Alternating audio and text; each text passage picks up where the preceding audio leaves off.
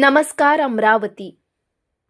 अमरावतीच्या जिल्हा स्त्री रुग्णालयातील NICU दुर्घटनेनंतर आता विभागीय स्तरावर चौकशीला सुरुवात झाली आहे. अकोल्याचे सहाय्यक उपसंचालक डॉक्टर तरंग तुषार वारे, आरोग्य सहसंचालक मुंबई सुनीता गोलाईत यांच्यासह 6 जणांचे विभागीय पथक जिल्हा स्त्री रुग्णालयात दाखल झाले आहे. 3 स्तरीय समितीमार्फत या संपूर्ण घटनेची चौकशी केली जात आहे. व्हेंटिलेटर स्फोट झालेल्या कक्षात आणि परिसरात ड्युटीवर असलेल्या कर्मचाऱ्यांचे जबाब नोंदवण्यास सुरुवात झाली आहे. यासोबतच तांत्रिक कर्मचाऱ्यांना पाचारण करून NICU मधील व्हेंटिलेटरसह इतर मशीन आणि उपकरणांची तांत्रिक तपासणीही सुरू करण्यात आली आहे. दरम्यान जिल्हाधिकारी आशिष येरेकर यांनी विभागीय पथकासह पुन्हा एकदा घटनास्थळी पाहणी केली. सध्या 36 नवजात बालकांना उपचारासाठी वेगवेगळ्या रुग्णालयांमध्ये दाखल करण्यात आले आहे. पुढील उपचारांसाठी जिल्हा स्त्री रुग्णालय, रिम्स आणि PDMC रुग्णालयांमध्ये आवश्यक व्यवस्था करण्यात येणार आहे. मात्र रुग्णालयाबाहेर मृत नवजात बालकांच्या नातेवाईकांचा संताप अद्याप कायम आहे.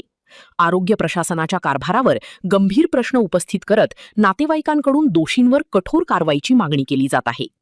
माझा नातू याच्यामध्ये जडून खाक झाला. मुलाचे वडील पॅरालिसिस पेशंट आहेत. त्यानंतर मुलाचे वडील, ह्या मुलाच्या वडिलांवर काय बितली असेल. त्याच्या अगोदर अशा घटना घडलेल्या आहे आणि त्याच्या अगोदर झाल्यानंतर आता तरी पुढे असं काही कोणासोबत घडायला नको, हेच आमचं म्हणणं आहे. प्रत्येक कर्मचाऱ्यावर सरकारचा अंकुश असला पाहिजे. आपण प्रतिनिधी देतो कशासाठी सरकारला? बरोबर, त्यांचंही काम असते.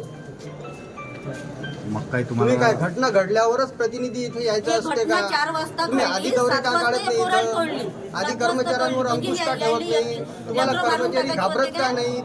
तुम्हाला जर कर्मचारी घाबरत नाहीत, तुमचे ते कामं वेळेवर बरोबर व्यवस्थित करत नाहीत, तुम्ही आदेश काढून राहिले, काय करून राहिले तुम्ही? कोणी माणूस व्यक्ती असतं ना, बाळ वाचले असते ते. आज यांनी जीव घेतला या लोकांनी. कोणाला काय म्हणणार आहे? शेवट मंत्री लोक आले, सारे पोलीस आले, सारा डिपार्टमेंट आलं, शेवट झालं. आज त्याचं बाळ थोडी भेटणार आहे त्याला. कोणी डॉक्टर नाही, नर्स नाही, काहीच नाही. काय समजावं हे इथं? म्हणजे एखादी तो सिस्टर म्हटलं, सिस्टरचं तर आलं असतं का मी इथं जळली, मी इथं ICU मध्ये होती तर मी इथं जळली का, असं झालं का तसं काय? काहीच तर नाही समजायला आलं. कोणी मोबाईलवरही बातमी नाही येऊन राहिली का ही सिस्टर जळली का डॉक्टर जळली बा म्हणून. सरकारी म्हणून आशेसाठी आली ते पोराची नाही बा बाळ वाचत याच्यासाठी आलं ना, तर ते काहीच नाही झालं नाही. इथं येऊन या लोकांनी जीव घेतला, जिवंत जीव घेतल्यासारखा झाला. आज त्याचा जीव किती तरफडला असता.